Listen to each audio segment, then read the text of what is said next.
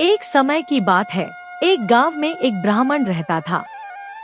वह बहुत ही ईमानदार और श्रद्धालु था, लेकिन उसकी आर्थिक स्थिति बहुत खराब थी। वह दिन रात मेहनत करता, लेकिन उसे कुछ भी हाथ नहीं आता था। उसकी पत्नी भी हमेशा परेशान रहती, क्योंकि घर में खाने के लिए पर्याप्त राशन नहीं था और वह संतोषी थी। लेकिन कई बार उसे ऐसा लगता कि ईश्वर ने उसे अपनी कृपा से वंचित कर दिया है। एक दिन ब्राह्मण ने सोचा कि वह अपनी सारी समस्याओं का हल ढूंढने के लिए किसी देवी की पूजा करेगा।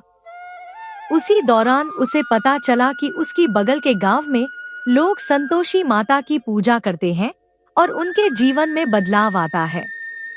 ब्राह्मण ने संकल्प लिया कि वह हर शुक्रवार को मां संतोषी की पूजा करेगा और पूरे दिल से उनका व्रत रखेगा। ब्राह्मण ने मां संतोषी के मंदिर में जाकर पूजा अर्चना शुरू की। उसने पूरी श्रद्धा और भक्ति से मां को अर्पित किया।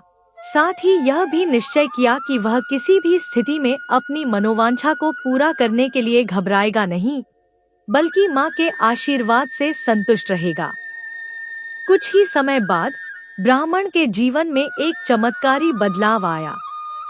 उसे अचानक एक अच्छे कार्य का प्रस्ताव मिला, जिसमें उसे अच्छे पैसे मिले। धीरे धीरे उसकी आर्थिक स्थिति सुधरने लगी और उसका घर खुशियों से भर गया। लेकिन सबसे बड़ी बात यह थी कि उसकी मानसिक स्थिति भी बदल गई। वह अब संतुष्ट और खुश रहने लगा। नैतिक शिक्षा।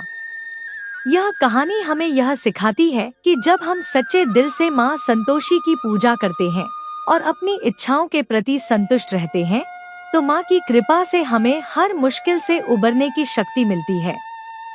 संतोषी माता की भक्ति से न केवल बाहरी समृद्धि आती है, बल्कि आंतरिक शांति और संतोष भी मिलता है, जो जीवन में वास्तविक सुख की कुंजी है। इस कहानी से यह भी समझ में आता है कि भक्ति में शक्ति होती है, और जब हम अपने जीवन को मां की शरण में समर्पित कर देते हैं, तो हमारे पास हर समस्या का समाधान खुद ही आ जाता है।